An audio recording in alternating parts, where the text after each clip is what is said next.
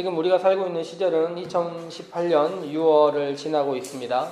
우주의 긴 역사에 비하면 짧고 인류의 역사도 무척 길고 우리가 사는 삶은 아주 짧은 100년 미만의 시절이지만 그래서 하루 이틀 사이에 1, 2년 사이에 우리 삶에 중대한 외부적인 변화가 있을까 생각해 보지만 개인의 삶의 이야기와는 별개로 이 남북의 문제, 국제사회의 문제, 그리고 우리 시대에서 사람들이 내부적으로 소망하는 것, 이런 것들에 대한 변화는 상당히 놀랍다 말할 수 있을 것 같습니다.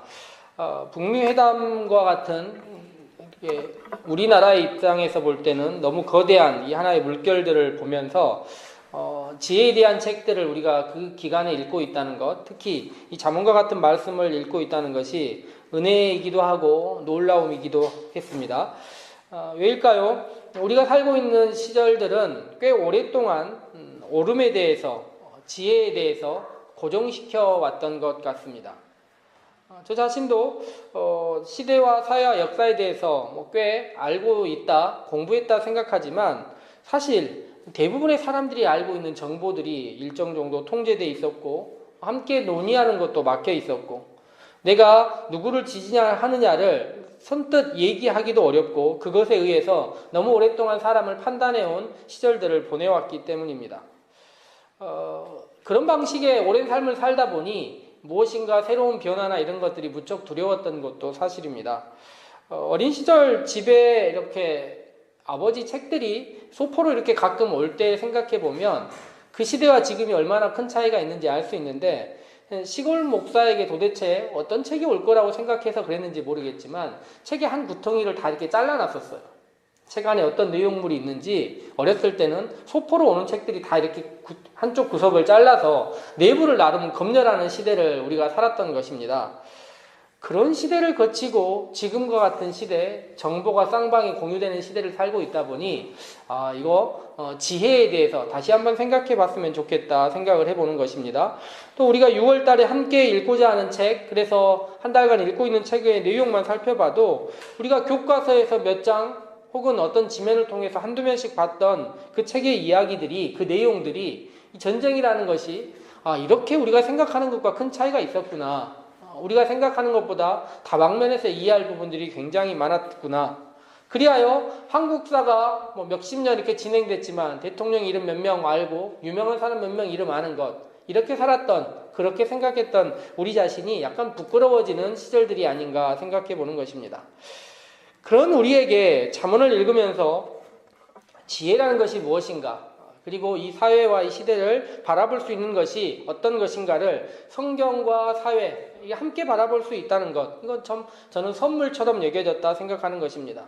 그리고 목사만 그렇게 바라보는 것이 아니라 우리 성도들도 말씀과 사회를 함께 바라보면서 참된 지혜, 옳은 것이 무엇인가를 생각하는 시절들을 함께 가졌으면 좋겠다 생각해 봅니다. 잠언을 꽤 이렇게 읽고 계실 것인데 잠언을 읽다 보면 이런 말들이 자주 나오는 것을 볼 수 있습니다. 뭐 하는 것보다 뭐 하는 것이 나으니라. 아실 수 있겠죠? 채소를 먹으며 사랑하는 것이 살찐 소를 먹으며 미워하는 것보다 나으니라. 적은 소득이 공의를 경하면 많은 소득이 불의를 겸한 것보다 나으니라. 지혜를 얻는 것이 금을 얻는 것보다 얼마나 나은고 명철을 얻는 것이 은을 얻는 것보다 더욱 나으니라. 저는 이 말들을 읽으면서 나으니라는 말이 이 뉘앙스가 말이에요. 정답입니다 라고 말하는 것 같지는 않더라는 것입니다. 누군가는 싸우면서 소를 먹는 게 더 낫다고 생각하는 사람이 있을 수 있으니 말입니다. 모두 똑같지는 않지만 이 지혜를 이야기하는 사람이 당위, 우리가 흔히 말하는 십계명과 같은 정언명령, 금언명령, 해라, 하지 말아라 라고 이야기하지 않는다는 것에 대해서 여러 가지 생각들이 들었습니다. 지혜에 대해서 이야기하는 사람들이 믿음에 대해서 이야기하는 것처럼 금언, 정언명령들을 내리지 않고 권명과 같은 말들, 나으니라 이런 이야기하는 것이 저에게는 오히려 좋게 들렸다는 것입니다. 생각해보면 삶에 대해서 이것이 정답이야 라고 말할 수 있는 것들이 있을까요? 오히려 이것이 좋아 보여? 이렇게 하는 게 낫지 않을까라고 말하는 것이 우리의 삶에 대해서 왠지 더 끌리는 것이 아닐까 생각해 보는 것입니다. 이와 비슷한 구절들이 신약성경 누가복음 1장에 나와 있습니다. 누가복음 1장을 읽다 보면 누가복음의 저자가 이 책을 왜 기록했는지를 설명을 합니다. 예수님에 대한 이야기, 그리고 자기가 이 책을 왜 이런 순서로 나름 기록했는지를 이야기한 다음에 그 다음에 이렇게 얘기를 해요. 이렇게 쓰는 것이 자기가 보기에는 좋아 보였다. 이게 정답이야 라고 말하는 것이 아니라 나는 이렇게 쓰는 게 더 좋아 보여요. 아까 말한 것처럼 치우면 나아 보였다는 것입니다. 당시에 성경을 기록하는 사람들도 삶에 대해서 연관이 있기 때문에 이것이 절대적인 방식이라기보다는 자기가 좋은 것을 추천하고 권하는 것 같은 방식을 택하고 있었다는 것입니다. 저는 이와 마찬가지 생각을 잠언의 저자도 하고 있었다는 것이 참 잠언을 읽을 때 지혜에 대해서 이런 이야기하면서도 내심 한번 삐뚤어져서 이렇게 살지 않아도 될 수 있겠다라는 여지를 주는 것 같아서 왠지 더 성경을 읽을 때 마음이 편하게 느껴지기도 하고 오히려 약간씩 흔들려 보는 것이 더 깊게 뿌리를 내릴 수 있는 좋은 방법 아닐까 하는 생각해 보는 것입니다. 잠언 1장을 읽어보면 저자라고 불리는 솔로몬이 이 책을 기록한 목적을 이야기합니다. 목적이 지혜와 가르침을 주려 한다 이야기를 해요. 그런데 이 지혜와 가르침이라는 것이 자기가 배워보니 이것이 정답이야라고 오랫동안 사람에게 지시하고 가르치는 것보다는 더 낫고 권면하는 방식이 더 낫다 생각하는 것입니다. 잠언만 그런 것이 아니죠. 그 전에 읽었던 시편도 흔들리는 사람들 이야기, 하나님에 대한 믿음이 흔들리는 사람들 이야기가 나왔었고 그 전에 읽었던 욥기도 그렇지 않았습니까? 우리가 몇 주 전에 욥기를 읽었을 때 생각해보면 욥은 몹시 고난당하고 있었습니다. 그런데 그 고난의 이유를 몰랐어요. 내가 왜 이렇게 힘든지를 몰랐습니다. 그래서 하나님께 반복해서 왜 저를 이렇게 힘들게 하시냐 얘기 좀 해달라 이야기를 합니다. 근데 욥의 친구들은 모두 와서 뭐라고 이야기합니까? 아까 제가 이야기한 것처럼 정언명령, 금언명령 내리듯이 이렇게 됐으니 이렇게 된 거야 라고 이야기를 합니다. 그들이 했던 이야기 중에 대표적인 이야기가 까닭없이 고통당하는 사람 있겠느냐 이렇게 이야기하는 것입니다. 욥의 친구들의 지혜를 전하는 방식은 옳고 그름의 문제라는 것입니다. 그런데 그게 욥을 설득하지 못해요. 아마도 고난당한 그 누구도 설득할 수 없었을 것입니다. 고난 앞에 당위와 정언명령들, 금언명령들이 얼마나 그 사람들의 마음에 위로가 줄 수 있겠습니까? 욥이 그 다음에 하는 이야기가 참 기가 막힌데요. 욥이 흡사 자기가 잘못한 게 없진 않다 이야기를 해요. 내가 부지 중에라도 어떤 실수라도 했을 것인데 내가 그 했던 실수에 비해서 지금 당하는 고난 너무 큰 것 아니냐 이런 생각 드는 것입니다. 제가 실수를 했더라도 이렇게까지 고통당할 상황은 아니지 않냐 이런 이야기 하는 것입니다. 90년대 개봉했던 영화 중에 다 아시는 영화 쇼생크 탈출이라는 영화가 있는데 이 영화 뭐 너무 TV에 많이 나오니까요 지나가다라도 이렇게 가끔씩 볼 수밖에 없는데 주인공 앤디 두프레인이 감옥에 가죠. 그런데 이 사람이 무슨 잘못을 했냐 보면 잘못을 안 한 건 아니에요. 아내와 극심하게 다투고 정말로 총을 집을 정도까지 미운 마음들이 있었던 것은 사실입니다. 그런데 검사와 배심원과 판사가 모두 다 실수하고 오해해가지고 그 사람을 2번의 종신형을 감옥으로 보내는 것 아닙니까? 저는 이제 영화와 이렇게 욥의 이야기 생각이 이렇게 겹쳐지면서 그런 생각이 들더라고요. 영화의 주인공이야 20년에 걸친 아주 힘든 삶이었지만 기상천외한 방법으로 탈옥하여 자유를 누렸지만 욥은 감옥보다 더 큰 것이 이 고난, 알 수 없는 문제, 뭔가 벽이 있어야 뚫기라도 할 것 아닙니까? 뭐가 잘못됐는지 알아야 뚫기라도 할 것인데 쇼생크 감옥보다 더 힘든 굴레, 벗어나지 못한 굴레를 어떻게 했겠습니까? 욥이 자기 자신이 생각했던 이 고난의 이 벽들이 너무 셌던 거예요. 그래서 고난에 대한 질문들을 반복해서 계속 던집니다. 하나님께 하나하나 던져요. 그런데 결국에 고난에 대해서 알지를 못합니다. 그러던 그가 그 벽을 깨치는 새로운 방식으로 다른 질문 하나를 던지는 것을 볼 수 있습니다. 욥기 28장에 나와 있는 지혜란 무엇인가에 대해서 질문을 던지는 것입니다. 고난을 아무리 물었을 때 고난에 대한 답이 나오지 않고 그 벽이 뚫리지 않았는데 지혜에 대해서 물었더니 자기 자신이 갑자기 하나님을 인정하게 되는 태도가 나오기 시작하는 것입니다. 오늘 예배의 부름에 읽었던 말씀이 그거예요. 우리가 어디를 보아도 지혜가 있지 않고 깨달음이 있지 않지만 하나님만이 그것을 주신다 이야기합니다. 그렇지만 하나님은 바로 욥에게 대답을 주지 않으시고 친구들과 다시 논쟁 속으로 들어가서 헛된 말들, 지루한 공방들만 반복됩니다. 지혜 없는 이야기들의 반복이라 말할 수 있습니다. 아무래도 이 지혜를 얻는 데는 고난과 함께 시간이 필요했던 것 같습니다. 고난과 기다림, 시간이 지난 다음에 욥기 38장부터 약 10장의 시간이 지난 다음에 하나님께서 욥에 대해서 이야기하시는 장면이 나옵니다.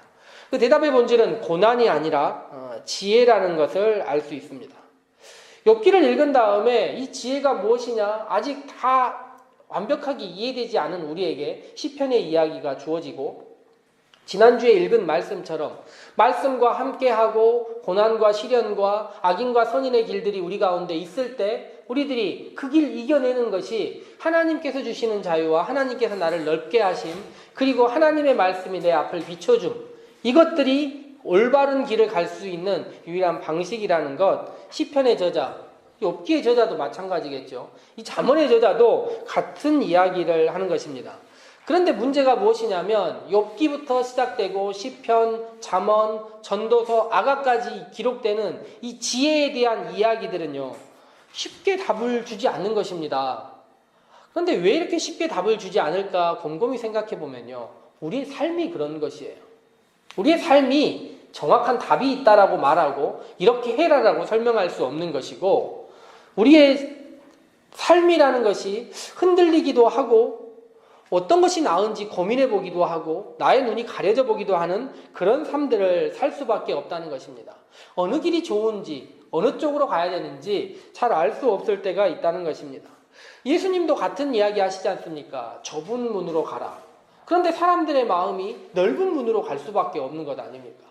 예수님께서 예루살렘에 가실 때 길들을 제가 설명했는데 나귀 타고 예수님께서 그 길을 가셨단 말이에요. 그런데 반대쪽에서는 어마어마한 가이사랴를 거쳐오는 빌라도 총독들의 화려한 길들이 있었다는 것입니다. 어느 쪽으로 가는 것이 나을까요? 나중에 신약성경 뒤쪽을 읽어보면 바울이 하는 이야기가 성령의 열매라는 이야기를 해요. 사랑, 희락, 화평, 온유, 자비, 충성, 온유, 절제 이렇게 이야기하는데 이게 성령의 열매인데 그 반대쪽에 있는 게 뭐냐면 죄의 싹입니다. 그런데요. 성령의 열매와 죄의 싹들이 어떤 게 더 나아 보이느냐? 이게 쉽지 않다는 거예요. 그래서 지혜란 무엇이냐면 성령의 열매가 예수님께서 가시는 길이 시편에서 말하자면 의인의 길이 더 나아 보이는 것. 이게 지혜라는 것입니다. 지혜라는 것은 둘 중에 모든 사람들은 선택할 때 눈에 의해서 욕망에 의해서 이끌려서 당연히 이거라고 이야기할 때 지혜 있는 사람들은 성령의 열매를 바라볼 수 있고 의인의 길을 바라볼 수 있고 예수님의 길을 따라가는 것 이것이 지혜가 아닌가 생각해 보는 것입니다. 그런데요 잠언을 읽을 때 지혜를 알아가는 방식이 내가 좋아하는 말씀 하나 딱 뽑아가지고 잠언에 보면 참 좋은 말씀들이 너무 많지 않습니까? 앞에다 적어놓고 있는 저기 뒤쪽에 보면 이렇게 액자 같은 것들 여러 개 있는데 판넬 같은 거 있는데 그런데 적어놓기 너무 좋은 말들이 많다는 말이에요. 금원처럼 하나하나 따로 떼넣을 수 있는. 그런데 지혜 문학은 이렇게 떼놓고 읽으면 안 된다고 이야기하는 것 같습니다. 시작부터 하나하나 읽으면서 지혜에 대해서 이렇게도 생각하네 이렇게도 생각하네 이 두 가지 사이에서 좀 흔들려 봐라. 그렇지만 그렇게 읽고 흔들려 보다가 더 나은 것 발견할 수 있을 것이다 이야기하는 것입니다. 이미 욥기를 읽었으니 내 시작은 미약하나 나중은 창대하리라. 이게 꼭 진리가 아니라는 것을 우리들이 알고 있지 않습니까? 잠언의 말씀도 마찬가지입니다. 내가 듣기 좋은 말들이 나오더라도 그 말이 모든 것이 아니며 그 말의 의미를 넘어 있는 것이 있다는 것 잠언과 전도서 아가까지 계속 아마 나오는 것 아닐까 생각해 봅니다. 그렇다면 오늘 우리가 읽은 말씀 중에서 두 구절의 말씀을 같이 한번 읽어보려 하는데요. 잠언은 1장부터 9장까지 솔로몬의 잠언 1단계가 나오고 10장부터 두 번째 단락이 나오는데 두 번째 단락에 오늘 10절과 11절을 다시 한번 읽어보도록 하겠습니다. 같이 읽습니다. 의인이 형통하면 악인이 패망하면 기뻐 외치느니라. 성읍은 정직한 자의 축복으로 인하여 진흥하고 악한 자의 입으로 말미암아 무너지느니라. 우리가 보통 지혜라는 말을 들으면서 이 지혜가 내 개인에 멈춰 있을 것이다, 나의 문제다 생각하고 넓게 봐야 가족의 문제로 생각할 수 있을 것 같은데, 잠언의 문제는 이게 쉽게 우리가 살고 있는 담장, 우리 집의 울타리를 넘어가 버린다는 것을 알 수 있습니다. 한 집안을 넘어 이것이 마을의 문제, 사회의 문제, 지혜로운 것, 옳게 살아가는 것이 나를 넘어 있다라고 이야기를 하고 있습니다. 그런데 잠언이 말하는 의롭게 살아가는 사람이 누구일까요? 아까 이야기한 것과 같은 것입니다. 내가 가는 길이 모두 가는 길이 아니더라도 하나님께서 인정하시는 길, 그 길 가는 것이 의로운 길이다 이야기를 합니다. 그러면서 10절 말씀에 뭐라고 나오냐면, 그런 사람이 형통하게 되는 것을 성읍이, 마을이, 도시가 즐거워한다는 것입니다. 성경은 이렇게 적혀 있는데 막상 성경의 역사를 쭉 읽어보면 의인들이 형통했느냐? 예수님 하신 이야기도 그렇지 않은 것 같고요. 또 우리가 살고 있는 사회의 현대사들을 살펴보면 우리의 마을들이 과연 어떤 것들을 즐거워했는가 생각해 보는 것입니다. 슬프게도 기뻐할 수 없는 일들에 동원되었던 일들, 즐거워하지 않아야 될 일들에 즐거워한 시절들, 일제시대, 일제강점기, 전쟁과 같은 상황, 군사독재와 같은 슬픈 현실들이 우리들을 그렇게 강요하고 압박하고 오랫동안 그렇게 만들어 온 것입니다. 그래서 의인이 형통하면 즐거워야 되는데 그 상황이 우리 가운데 있지 않은 것입니다. 의인으로 살아가면 패망하는 삶, 오히려 악인이 득세하고 기뻐하는 삶이 우리 사회에 있었다는 것입니다. 더욱 슬픈 것은 87년 이후로 그런 강요들이, 외부적인 압력들이 많이 사라진 시절 이후에도 우리들은 정말 즐거워해야 될 것들, 의인들의 길을 따르지 못하고 살았던 것입니다. 무엇이 우리의 눈을 그렇게 가렸던 것일까요? 잘 살아보자는 말들 속에 감추어진 돈에 대한 욕망들, 혹은 집이나 부동산에 대한 욕망들, 또 자녀를 어떻게 키워서 더 한번 남들에게 경쟁에 뒤져보지 않겠다고 하는 우리 이런 욕망들, 이런 것들이 우리의 눈을 가리고 있지 않았겠습니까? 부끄러웠던 시절들이었습니다. 그런데 생각해보면 저나 우리 모두 그 누구도 예외라고 할 수 없을 만큼 거의 대부분의 사람들이 그런 어둠 속에 살고 있었던 것입니다. 스위치를 켜보니, 촛불을 들어보니 우리의 욕망들이 고스란히 드러나는 것 같고 부끄러운 시절들이 우리 앞에 다 나타나는 것입니다. 누구를 손가락질을 할 수 없을 만큼 우리 모두의 민낯이, 밝은 대낮에 우리가 살았던 과거들이 다 드러나는 것입니다. 우리 모두 그렇게 살았던 것입니다. 지혜 없는 자들처럼 말이에요. 그래서 의인이 형통해서 성읍이 즐거워하는 것이 아니라 의인은 망하고 악인은 즐겁게 살아가는 그 시절들을 너무 오랫동안 봐왔던 것입니다. 그렇지만 우리가 이제 밝은 낮들을 생각하고 말씀과 사회를 함께 바라보고 우리가 가지고 있는 정보들과 지식들과 지혜에 대해서 새롭게 생각할 시절들이 되었으니 이제 성경에 있는 것처럼 우리 사회가, 우리 교회가 의인의 형통을 정말로 즐거워했으면 좋겠습니다. 또 악인의 패망을 기뻐 외쳤으면 좋겠습니다. 악인이 고난당하고 고문당하는 것을 즐거워하는 것이 아니라 저질렀던 악과 의에 무관심했던 사람들에게 마땅히 수용의 슬픔, 타인의 것들을 착취했던 사람들에게 수용의 고통이 주어져야 하는 것이라 생각해 보는 것입니다. 한 가지를 더 살펴보자면 11절 말씀은 보면요, 성읍은 정직한 자의 축복으로 인하여 진흥하고 악한 자의 입으로 말미암아 무너진다 적혀 있습니다. 그런데 우리가 살고 있는 세상이 정말로 정직이 복받는 세상일까요? 정직한 자가 축복받는 세상일까요? 그리고 그 정직으로 말미암아 도시가 발전하는 삶을 우리가 누리고 있다 생각하십니까? 그런데 우리가 사는 마을이, 세상이, 도시가 정직한 자가 축복받지 못한다면 악한 자의 입으로 말미암아 무너진다는 것입니다. 왜입니까? 악한 자들의 말들을 우리는 너무 오랫동안 듣지 않았습니까? 정직하게 살아봐야, 의롭게 살아봐야 다 쓸모없다라고 이야기하면서 그들이 세상과 지금도 언론과 국민의힘들과 말씀과 하나님 모두 무시하고 마음껏 살아버리는 사람들 아직도 우리 사회에 얼마나 많습니까? 힘들고 어렵고 정직하고 성실하게 살아보려는 사람들을 외면하는 그 사람들 말입니다. 그래서 우리들이 말씀을 읽는다는 것은 이제 조금이라도 더 밝아진 세상, 우리의 부끄러움을 이제 내려놓고 올바로 살아보는 이 세상에서 의인이 형통해서 성읍이 즐거워지는 그 세상 만들고 싶고, 정직한 자의 축복으로 인하여서 우리의 도시가 하나님께서 주시는 복과 지능, 발전하고 복받는 삶이 있었으면 좋겠다는 것입니다. 잠언을 읽다가 느끼는 지혜란 무엇일까요? 단지 지식이 많은 것, 남들보다 눈치가 빠른 것, 이것이 지혜일까요? 아니라는 것입니다. 하나님께서 주시는 더 나은 삶의 길이 있다는 것을 아는 것입니다.